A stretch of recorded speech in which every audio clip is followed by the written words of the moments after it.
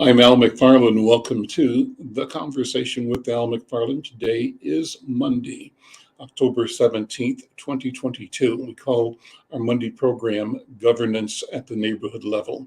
And for me, it's all about the neighborhood, but how we connect with each other, share, build, criticize, challenge each other to be better human beings, better neighbors, better friends. And I'm pleased to always have my writing partner, Brenda Lyle-Gray, who joins me from her neighborhood in the mountains of New Mexico. Brenda Lyle-Gray, how you doing, my friend? Fine, it's cold. Aha. Okay. Well, I think it's 30 degrees here too. So I mean, we just missed the fall. yeah. Then I want to say hello to my friends, Diana Hawkins and Dee Phillipps, my collaborators from the Hawthorne Neighborhood Council that help organize not only this program, but work we do at the council through the Hawthorne Huddle every month, and also through the Northside Urban Coalition, focusing on opioids and other challenges in community. Diana, Dee, how are you guys doing? Welcome. Good to see you as always. Happy Monday, Al. Happy Monday. Good to be here. Nice, lovely fall day that we're having. It's cold here too, Brenda. We just missed autumn. We don't even have time for the leaves to change. Well, I'm watching them fall. I'm looking out the window watching them fall right now. You're watching them fall right now, Dee? Yeah. Cool. Well, listen, let's bring in another Northsider. Susan Breedlove is a friend. Everybody knows her.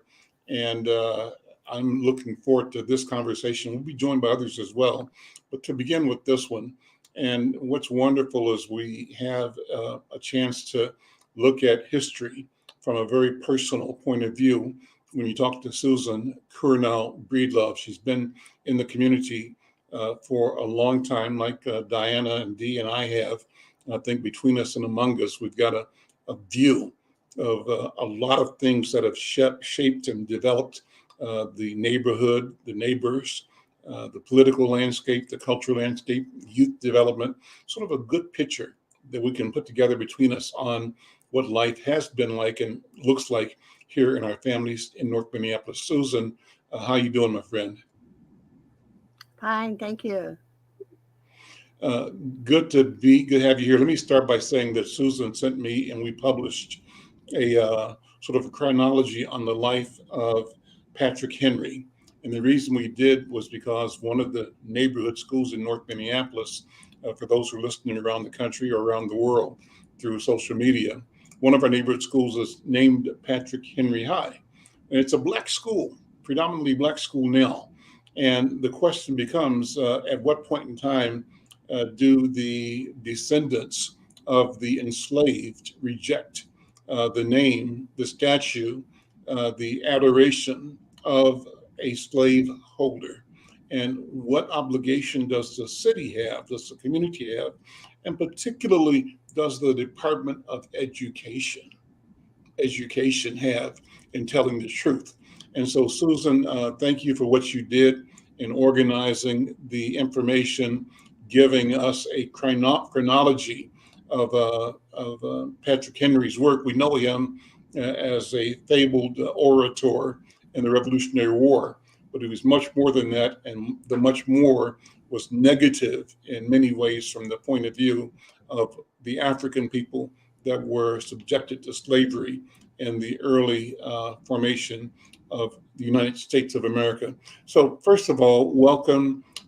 Introduce yourself. Tell your story as a human being and as a Northsider.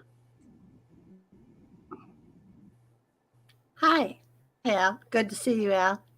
I'm in a small little village in western Wisconsin, and I grew up with a family of people that educated themselves, particularly my mother, in terms of human rights.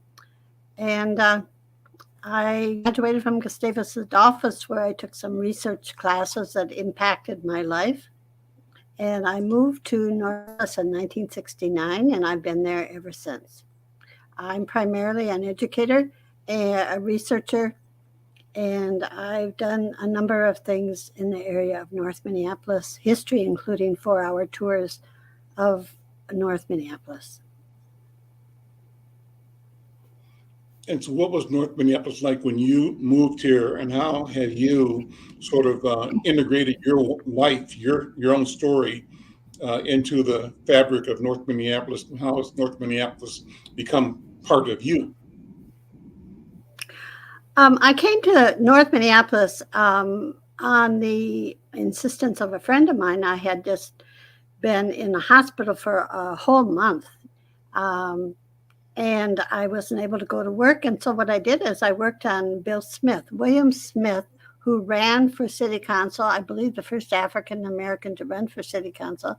And my friend said, well, this would be a good thing for you to do in your medical type condition right now. You could do that. And so I made some friendships way back then and kept them all the way up till now. A number of people have passed on that I was involved with, including Mr. William Smith. But that's how I got involved in the community. I was also here at the time that North Point was started. It was called Pilot City at that time. Mm-hmm. And I had an uncle I married one of the Breedloves, and one of the uncles was Cozell Breedlove, who worked at the Wheatley. So that gave me another door to openings for friendships and activism. And I'm one of the founders of North Point, was on committees with there. And my deceased late husband was on the National Confederation of Health Clinics. And so I became active then and active ever since. And that goes back to 1969. So what kind of jobs have you held in Minneapolis over your career? Well, first of all, I started out for what was called Northside Settlement Services. We had an office right across from what was the middle school off of Penn Avenue. And then I volunteered to become a teacher because I didn't have all the Minnesota type credentials that they wanted, even though I was licensed in Kansas and Missouri. And so I volunteered, and I was the first teacher at what is called Plymouth Christian Center, Youth Center. And that was my first job in education. I lived on an Olson Highway. I had no car. My husband had been killed. I had a little baby. She was 6 months old. I lived down there. I would put her on the sled in the winter, wrap her up, have the dog help pull me up to Plymouth Avenue. Mr. Williams up there and his wife Hattie had a daycare. They volunteered to take care of my baby. And then I continued my walk up to Plymouth Youth Center, where I put together the first class that they had. So that's how I got involved in education. That's a memory bringing up. I think I knew Mr. Williams and Hattie. Talk about them. I refresh my memory. Who were they? Who were they, did you say? Yeah. Well, Reverend Williams had a church on Plymouth Avenue, where the housing is now located. And he also had a restaurant, good barbecue there. And his wife in the back had a very small daycare center. They were neat individuals. I also belonged at that time to a church, which had been a Methodist church, and it was called the Church, located again on Penn Avenue, across from the schools over there. And I was very active in the People's Church, and we had a drug rehab center there. And a lot of the people came out of the way that were involved, including Reverend Raleigh Robin was our pastor there. That was what, 1000 Penn Avenue? Is that the address for the church? Was it 1001 Penn Avenue North? Do you remember? Yes, that's it. Okay. Yeah. And it's a church with the mural. It had the mural on it for the longest period of time. And I think the across mural the street from the mural. Al, it's across the street, the very small church over there across the street from there. Okay. It's right on Penn Avenue. Okay. So, okay. Let's just keep thinking about, being in North Minneapolis and how the changes have happened. North Point, for example, is undergoing massive and major renovation. And it's wonderful to know that you were around and connected to the original organization, Pilot City. What was the expectation, the promise of Pilot City? What year are we talking about roughly when you became, a resident and therefore active in the community? Roughly when was that? 1969. 1969, okay. Mhm. And the promise of that organization, we had representatives from all over the north side. We even had some up here where I live on 22nd and DuPont. So there were also committees. There was a health committee that had to do with dentistry, for example, another one that had to do with mental health. So we had different committees. We were very, very active. We had a huge organization of volunteers from the community that were either on the advisory board or in these committees. And it was tremendous.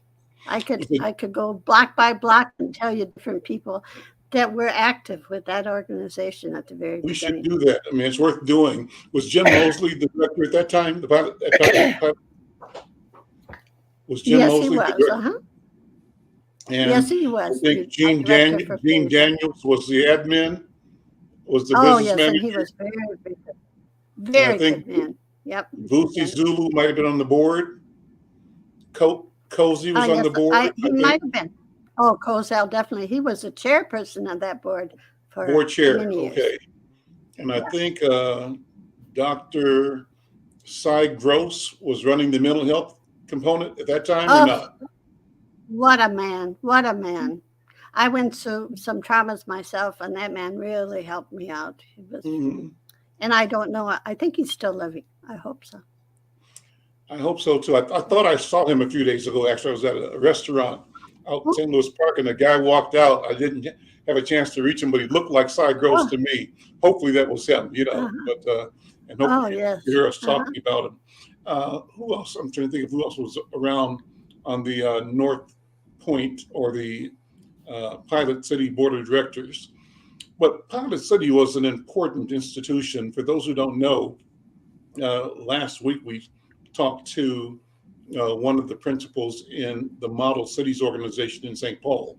Well, Pilot City was the North Side version of the Model Cities movement. It was the North Side creation of the War on Poverty program emerging out of 1965, 66 under the Lyndon Johnson administration.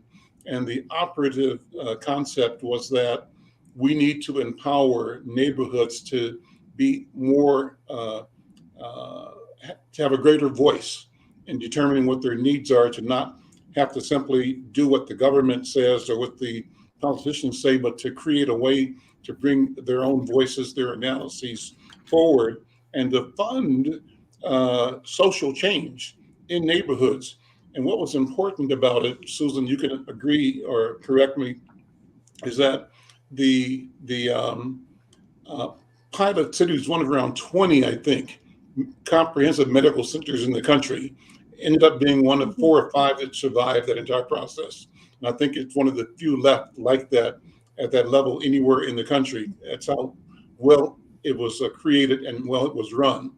But part of the benefit is that a lot of people that had been active in the community and working in a time where a good job meant either working at a golf course or working in the back of a restaurant, never in front, or working in somebody's house as a servant or butler or whatever, a driver.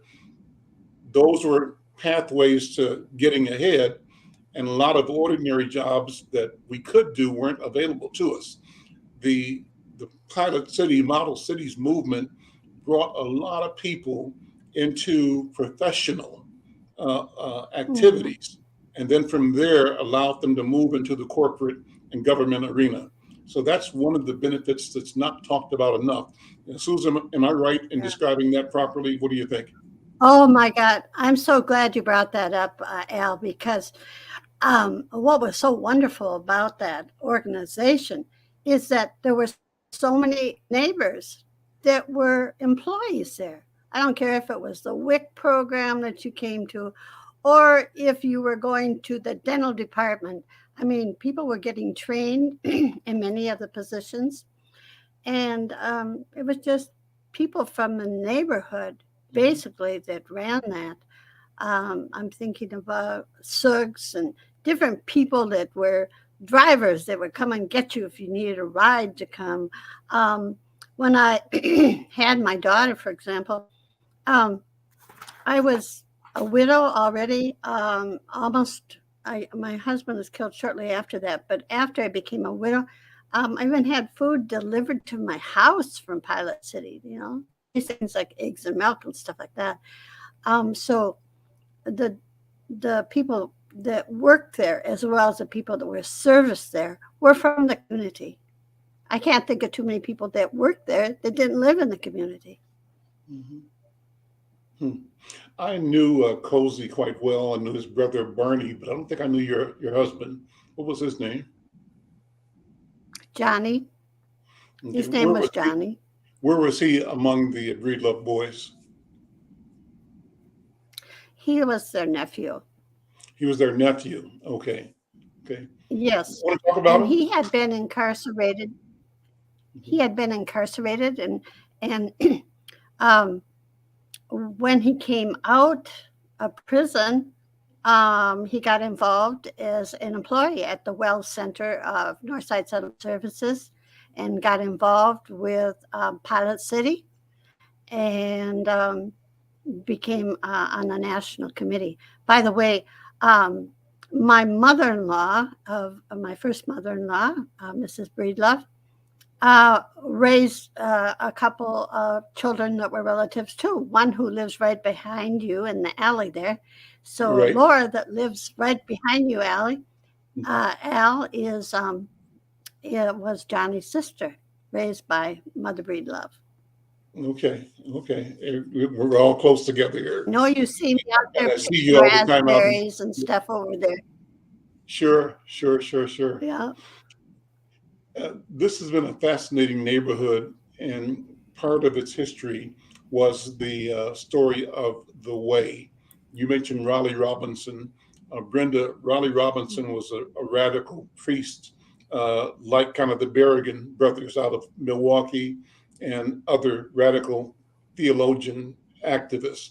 And he was a voice in the community validating the will to struggle and the will to be revolutionary in the community. He understood and articulated and put himself in between the energy that was emerging in the community and the naysayers and the adversaries outside, telling them that what was being born in this will and search for freedom was both inevitable and unstoppable.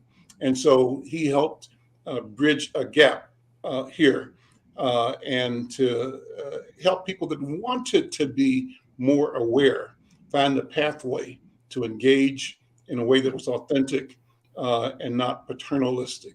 That's how I saw him.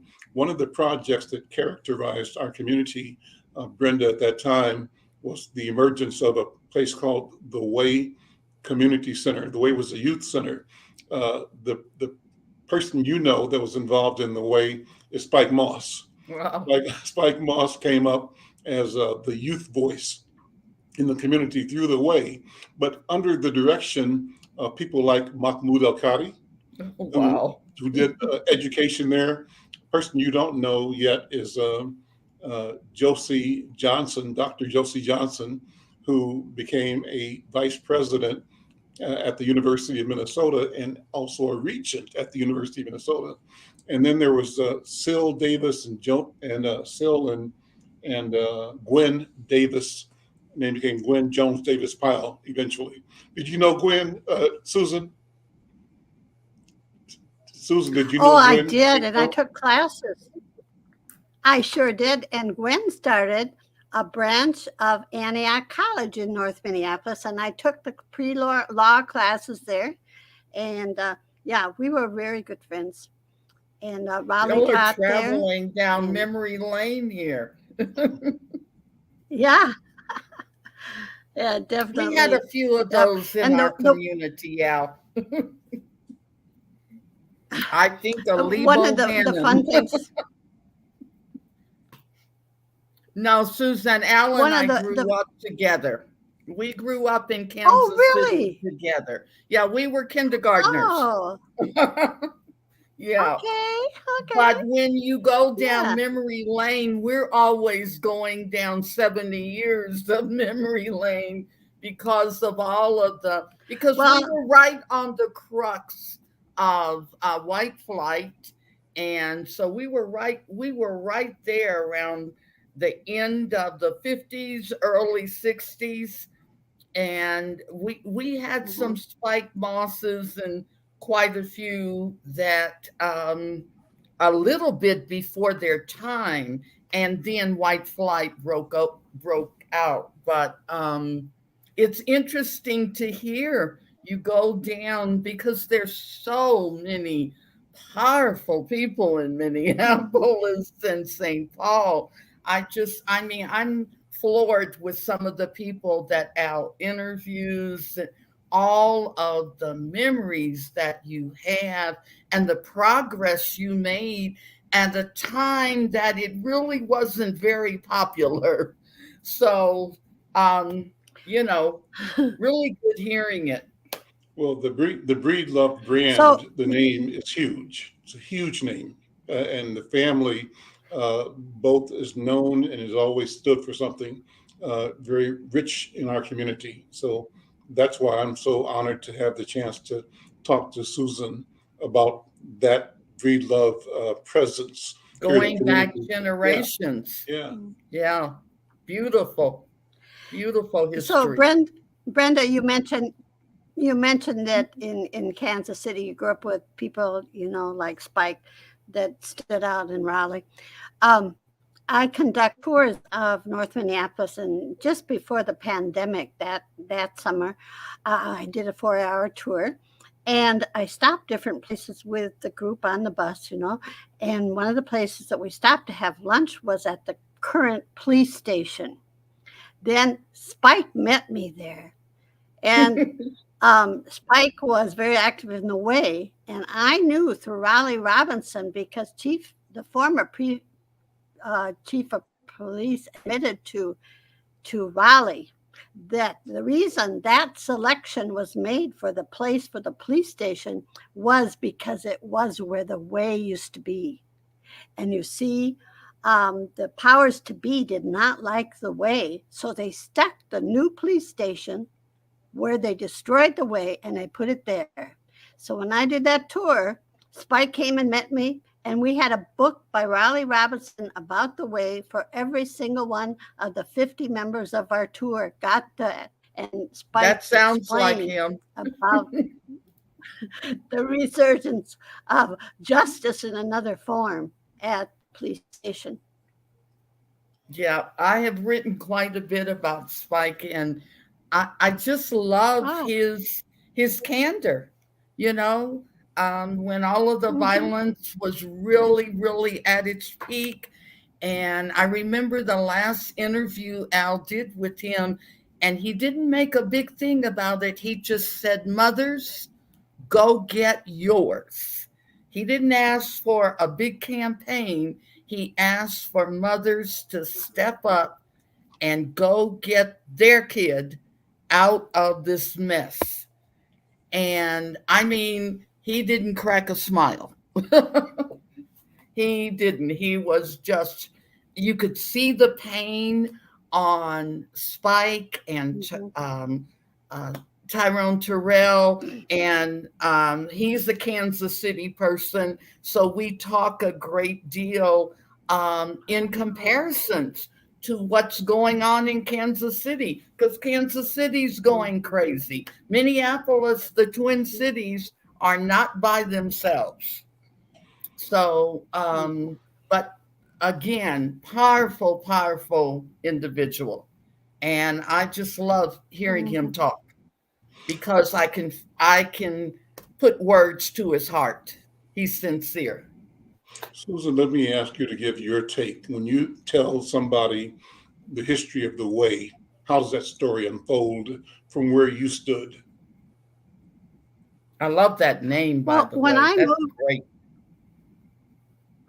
are you talking about the Way name The or Way. the Breedlove name? The Way. And the Breedlove too. I just met you, but I was talking about the Way because it has so many connotations. Yeah. By the way, Breedlove, according to one of our relatives who's passed on, he was in Negro Leagues. He said that the name was taken after emancipation to shed the enslavement name, and that was why we're named Breedlove. Wow. Pretty So, big. Al, you asked me about my memories. When I came to Minneapolis, the Way was, being tromped on and pulled apart and all that sort of thing. I wasn't directly involved with the Way, except that Gwen and her husband, her then husband, and I, were friends. In fact, I've been told by his widow that the last birthday party that Syl had was at my house. And the memories of that stick in my mind. They both are wonderful people.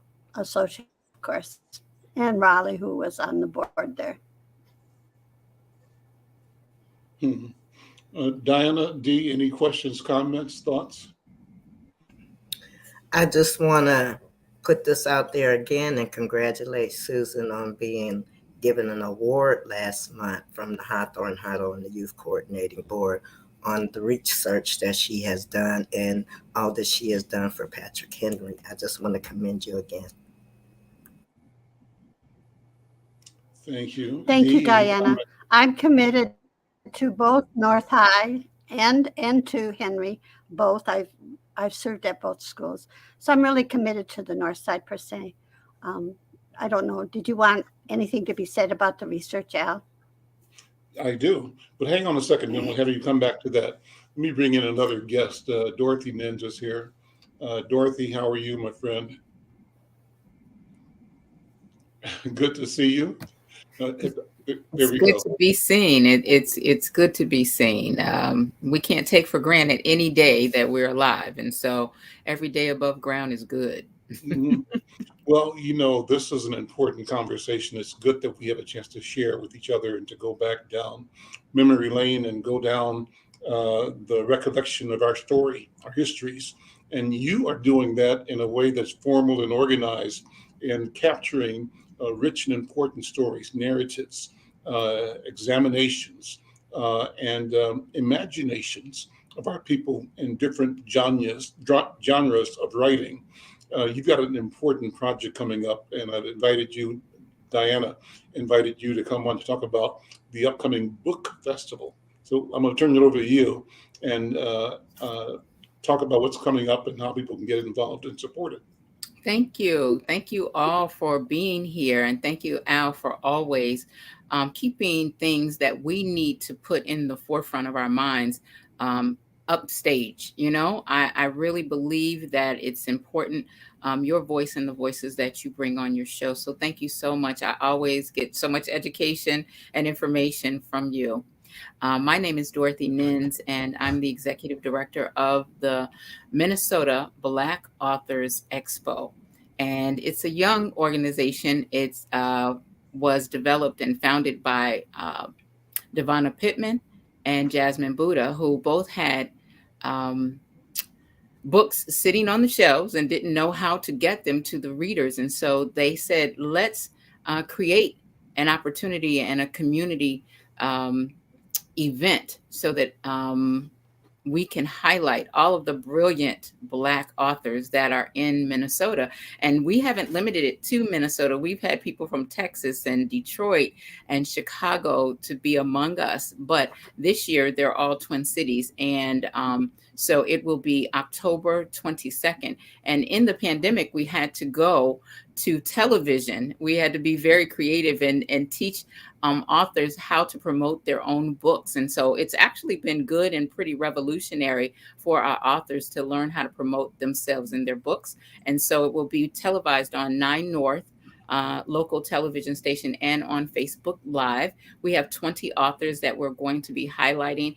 And we also have a special guest author, Brian Gilmore, who is out of DC. And our theme this year is Inner City Brilliance, Books, Blogs, and Blues, What's Going On in 2022. And as probably all of you all know, Marvin Gaye's album, What's Going On, was prolific in its time, and it's prolific today still. Unfortunately, all of the ills that he was talking about then are still relevant.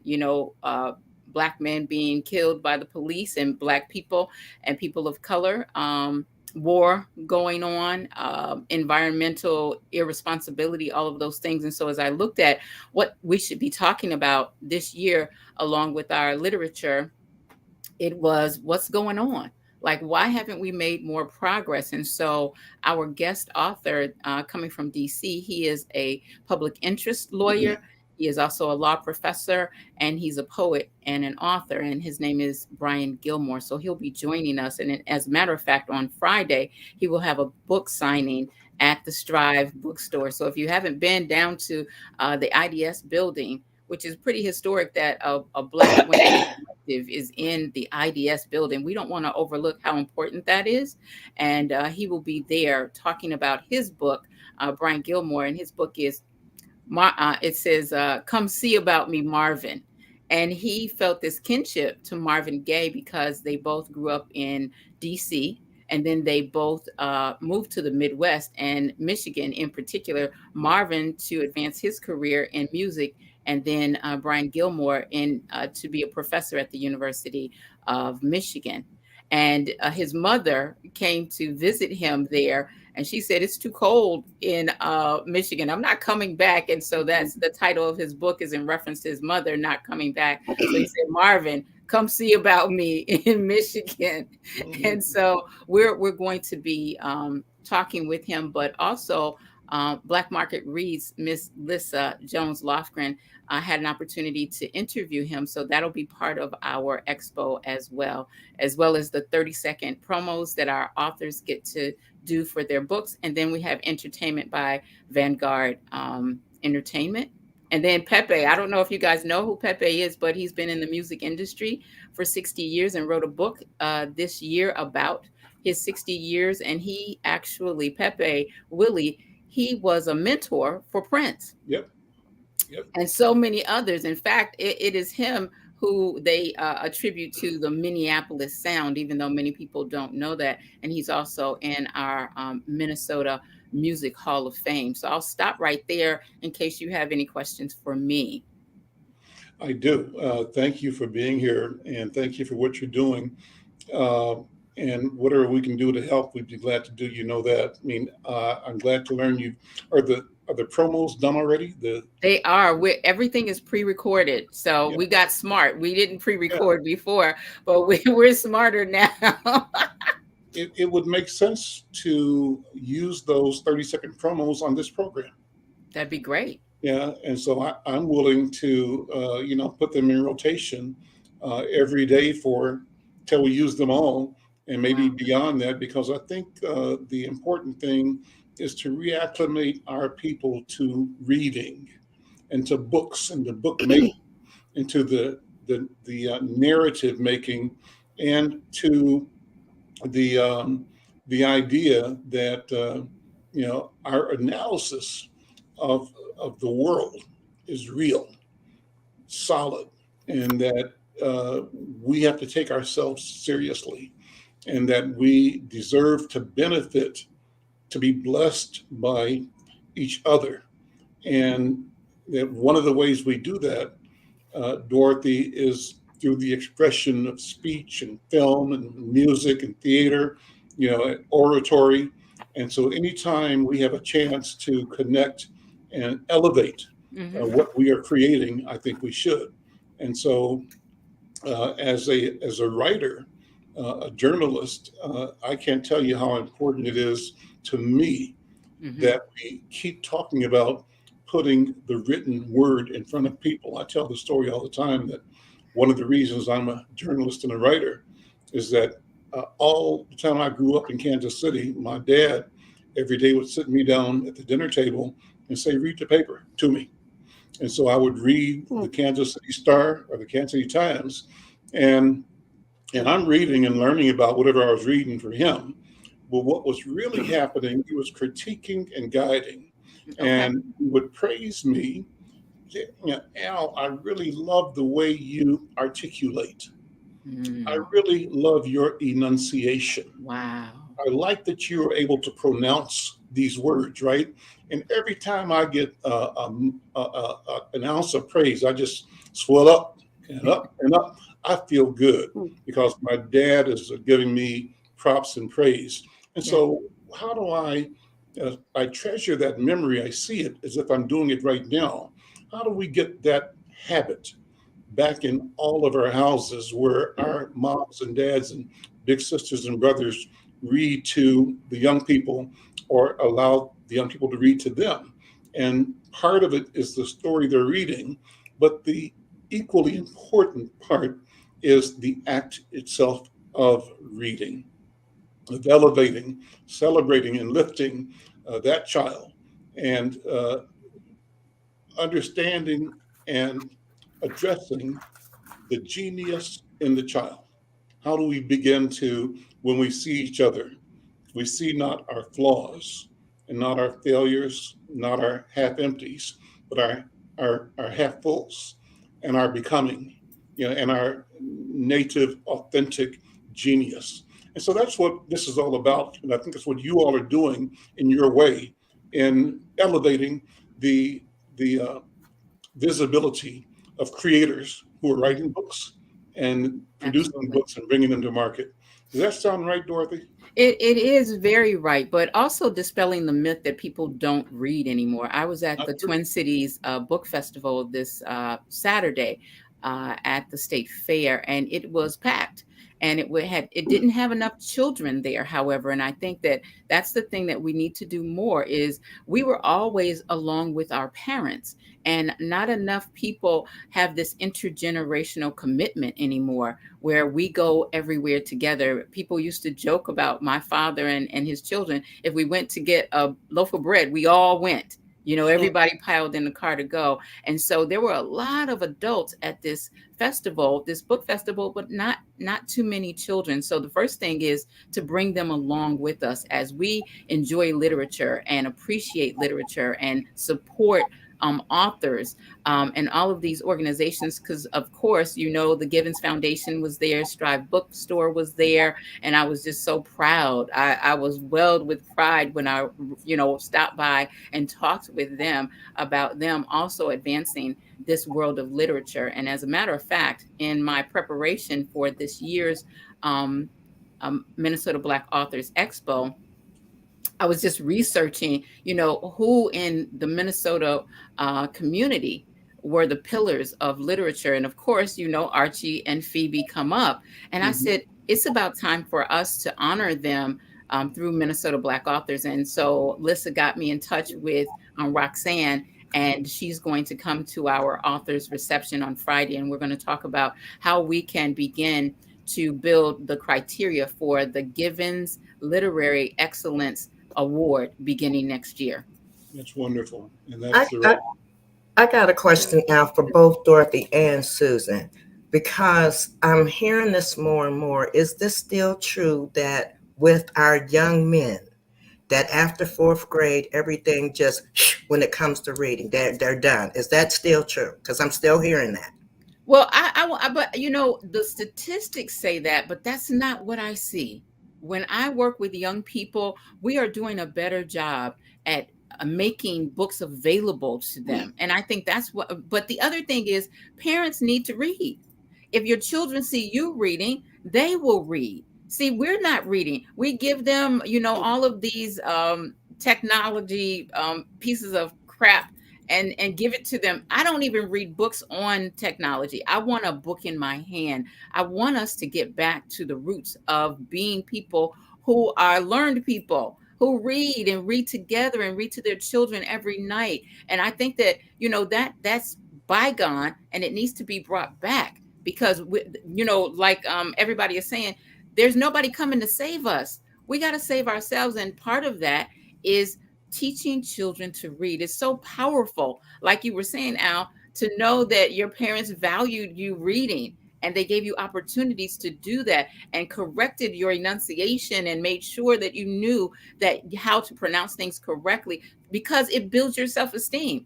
When you go into circles and you have a big vocabulary because you're reading and because your parents read to you and have you read to them, we just need to dispel the myth that reading doesn't happen. Most of our authors this year, well, half of them are children's authors. One of them in particular I want to highlight because Hennepin County Library, they sponsor our Kids Corner every year since we've been in existence. And Ms. Mercedes has written a series of comic books called Black to the Future. And she is being highlighted in our Kids Corner. And it's about it. All of the books have historical and current figures of Black entrepreneurs and historians making history in every way. So everything in her books, it's Black people, and in particular in the Twin Cities, who have their own businesses. So the clothing that they wear are from Black business owners. Whatever it is that they're using in the comic book is by Black business owners, historical and current. So I'm just pretty excited about it. Susan, you can respond to the same question.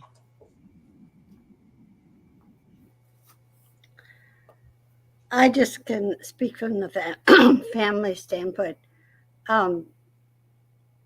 I have many relatives. Last time I wrote down, I had 300 cousins and aunts and uncles on the north side alone. Let me tell you, any of them that I have come to really get to know at the child level, they love books. I get books. That's what they know they're going to get from me on birthday and Christmas. They're going to get books. And the thing about your parent, one of the visions I have of my late mother is sitting in this yellow chair in the living room, reading every single night before she went to bed. And that had an impact. Her number in Cumberland, Wisconsin at the library was number 2. I would guess number 1 was probably the librarian, and number 2 was her mother. And the thing that Dorothy brought out about people doing things with their family, we would load the car with our 4 kids and their neighbor kids, and we would go to Cumberland, Wisconsin to the local library all together. And that was a big event, going down and checking out all those children's books. And I see the same enthusiasm right now in my family. And I also inherited some children who are Hispanic, Latino, and Native American, and then my own African American and European American family. So I'm talking about all races, ethnic groups love books, and that's what they know they're going to get from me. As far as in school at Henry, they have SSR. It's called Sustained Reading Time. They have this 3 times a week. And I subbed last Friday at Henry, and I didn't see the kids pulling out their technical advices. They were pulling out books, and they were reading books during that sustained 20 minutes. It's 20 minutes, but it's what Dorothy's talking about is a habit. It's a habit. Yeah. And I think it's a revolution happening right now in terms of going back to the things that actually worked. And one of those is reading with your children. And so I know that Brian Gilmore will be at Strive Bookstore this Friday at noon. So you guys should stop by Strive and buy some books and listen to this amazing man. Brian is here. He's from DC. He's going to be here on Friday with From us DC. at Okay. Strive Bookstore, and he'll be at the authors reception, which is, for our authors for them to mingle with one another. Because what we found is when we had the expo, they never got to meet each other because they were busy selling books. So on Friday evening, we have our authors reception so that they can get together. And then we also have the Writers Boot Camp on Saturday morning with Devonna Pittman, Alyssa Miller, Mina Buckner, and Drew Fig. They will be, if you are anywhere in the process of writing, whether you're just getting started or you're in the middle or you need to finish or you need an editor, a publisher, learn how to market, all of those things will be happening on Saturday, and it's online, and you can register on our website, which is MN Black Authors with an S Expo. So MN Black Authors Expo.com. And anything else you want to learn about us, the history of Minnesota Black authors, or this weekend, please go to our website. Dorothy, fascinated by your story of your dad, your parents putting everybody in the car to go anywhere, everywhere. Tell me about your family. What's your story? Well, I consider myself a Midwesterner. I was born in St. Louis, Missouri, then moved to Gary, Indiana, then moved to California with my mother because we were in Gary with my mother, my maternal mother, grandmother. And then I came back. I didn't meet my father until I was 16 years old. And it was after my mother divorced her husband. And my father, I hadn't seen since I was 2 years old. And he had moved to Minnesota from St. Louis. And so I came here at 16 to be with my father. And he was just an amazing man. He really believed in education. He was always in a class. He was always teaching something. He was also a very community-minded person. When he passed away very early at 55, all of these young people came and said, Mr. Green taught me how to fish. Mr. Green taught me how to do this and how to be an upright human being. And he was also a, what do you call it? Probation officer. And we had all of these kids at our house all the time. I don't know that he was supposed to bring them to our house, but he had them there because he wanted them to know what a family meant. And so then once I finished high school at Highland Park, I went to the University of Minnesota Morris. And my mentor there was Bill Stewart, who was the first Model Cities director. So, yeah, and he passed away at 95 in 2020. And he was with us, and he was the architect of diversity systems. In fact, we had the most successful and the highest percentage of Black and colored people at the University of Minnesota Morris because of him. We had 16%, and the system-wide was only 11%. And we had the highest retention and graduation rate. So I was very proud. So you must have been there when Rita Fletcher was there. I was not. I came in 81, so she 81. was just before me. Okay, Rita's. I know a bunch of there was a big crowd from Minnesota and Chicago. Yes. At Morris, Yeah, and I don't know if you guys know who Silas Parnell was, but he was an architect of diversity and diversifying big university systems and pulling people off the street and taking them to school. He did it, whatever you were into, he didn't care. He was like, come, go to school, go to school. And so Bill Stewart adopted kind of that philosophy to clean up the streets and take them to school and got them there. You're a writer. Yes, I am. I have not published anything yet, but I am a writer and I write for other people. What have you written lately? What are you working on now? And look, I write the script. Look, I write the script for this show. That was my latest thing. And teaching even our authors how to present their books in a way that they want to market their books, like teaching them who they want to market to, how they want to market them, and those kinds of things. So that's what my latest project is. All of my authors, all of these authors for Minnesota Black Authors Expo are my babies. Let me jump back to Susan. Susan, talk about your research on Patrick Henry. What did you find out? Why did you do it? And why is it important? Okay. In 2014, one of the teachers, excuse me, at high school, mentioned to the class that Patrick Henry had been a slave owner. Well, this certainly drew the attention of the kids. This teacher is Dr. Sharon Price that brought this up. So one of the kids wrote about it, and so more kids got interested. But the current administration that was at Henry did not favor what they were doing. So I got interested. I wanted to know, well, what was the real story about this man named Patrick Henry? Number two, what was happening at the time that the school was named Patrick Henry? What was happening in Minnesota, nationally, and particularly on the north side? And number three was, what kind of organization would come out of this? Would the students be able to organize themselves in a fashion that other people would join them and the school could be changed? So I started researching. I spent about 6 years on this. And so I had sent a timeline to Al, and I sent one to Diana, and I sent one to Dr. Sharon and Price, and a couple other people that were really involved. A couple of the staff at Henry encouraged the students to go ahead, and they did not lead the sessions with the kids. The kids led their own sessions, but they were there because you got to have staff for clubs and so forth. And then a Mr. Tom Murray that used to work at Henry, he really supported them in their efforts to look at the racial climate at Patrick Henry. Now, when I came to when I came to North Minneapolis, I was told you do not go north of Broadway. You do not go northeast. If you're African American and you're not accompanied with at least a couple other African Americans.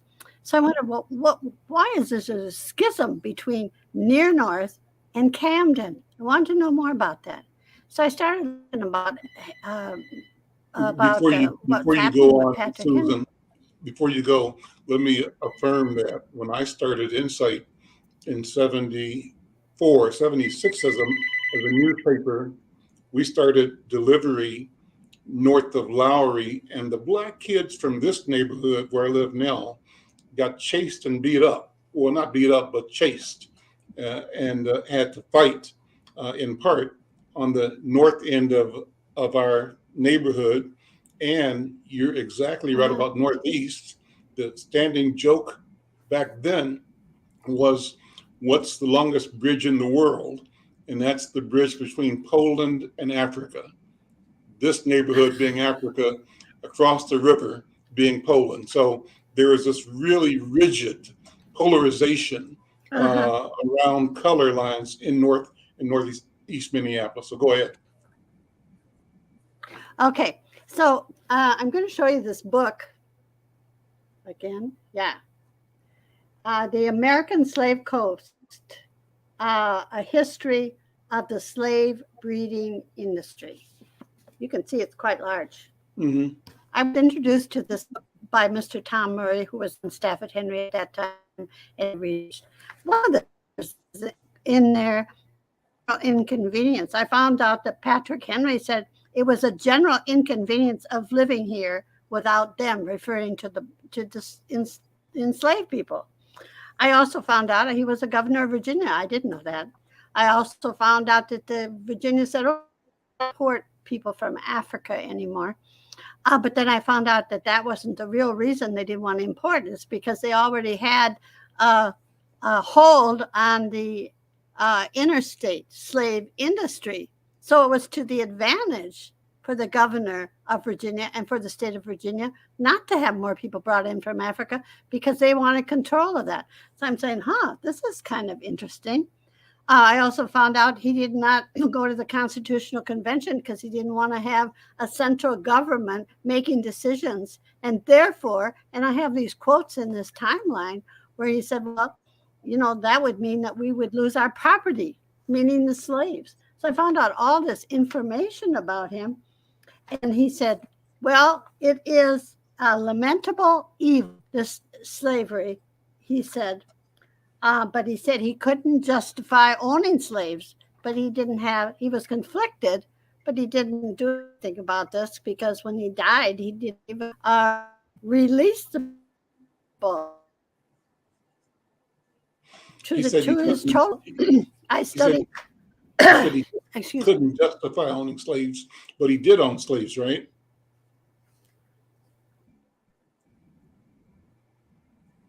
I think. Right, Yeah. right, Mhm. right.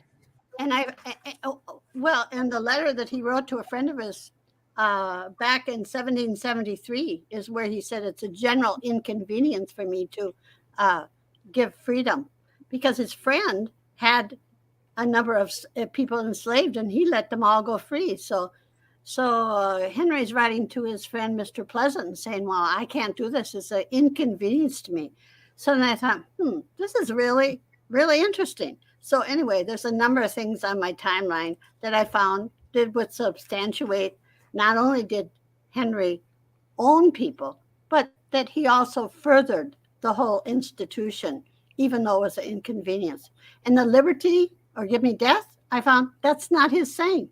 He borrowed that from the 1700s. It came from Great Britain in a play called Cato. He was just quoting somebody else, and yet that was the insignia. So then when the Civil War broke out, they named a ship after him. I'm going, oh, okay. He's dead. He's gone, but his legacy continues. And on it has a flag that says, give me liberty or give me death. Again, wait a minute. That isn't his quote. So anyway, I just kept adding these things because I felt the students needed something more to say, because they had had a community meeting and there were some, I will call them haters, that just really tore the kids apart. I mean, it was really heart-wrenching what happened at that meeting. I don't know if any of you were there, but it was really sorrowful because those kids worked on it, some of them for 4 years. They worked on this thing. So then the second part of my research has to do with Patrick Henry. What was happening during the time the school got named? Who was this guy that nominated? There's a nice person at the Board of Education, pulled out the files from the board meeting where the school was suggested to be named Patrick Henry.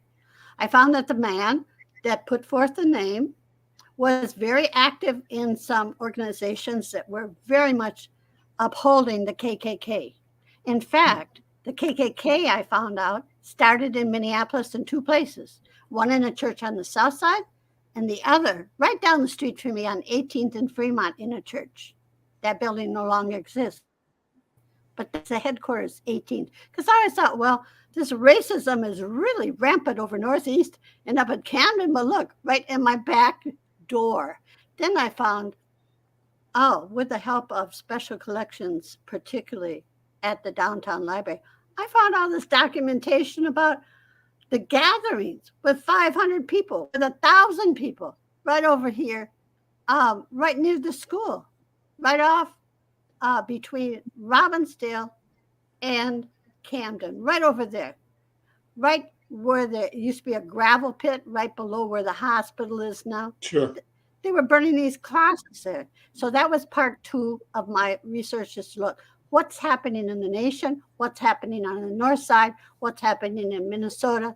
And I wanted to see what the racial climate was like and who were the people that were involved in this. It wasn't just the KKK, even though they had like 50,000 members at one point, 1924, I think it was. It's on my thing. The third part of my research then had to pull together the activities that had gone forth to change the name. So that's what I pulled together. And then I presented it to some students that summer, and then to the group that is putting together their committee, and they're still forming, and they've been given the charge to come up with an alternative name, because the Minneapolis School Board, Kimberly Caprini but she made the move, and it was unanimous that they would change the name of the school. So my research had to do with saying, okay, I'm going to support the students, but I need to do some thorough research and not be biased, get the points out, and this would help the students and in convincing other people in the population that don't want it changed. I think that's a powerful work and powerful intention and strategy. You're empowering young people to see themselves as owners of the co-creation of the future, and empowered to examine the failings of the past and take corrective action today. Listen, we're out of time, but Susan Cornell Breedlove, thank you so much for being my friend and my neighbor, and for being a force of good in our community. Dorothy Nance, thank you so much for the leadership, the visionary work that you're doing in elevating book writing, book publishing, book consumption among our people, creating the capacity for us to generate a narrative in which we win. I think it's wonderful. And Diana and Dee, Brenda, thank you all for being here as always. I'm Al McFarlane. This is The Conversation. We'll see you next time. Take care.